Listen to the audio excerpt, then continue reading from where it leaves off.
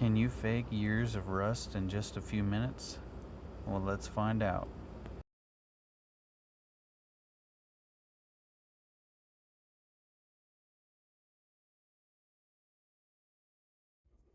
Made my concoction all shook up. Down to bare metal here. We're gonna give this a shot. Kind of.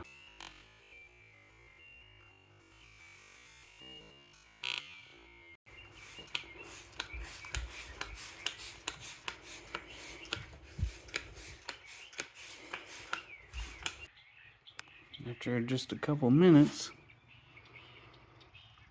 got a little more rusty look to it. A little bit longer. Starting to dry. We're gonna keep hitting it.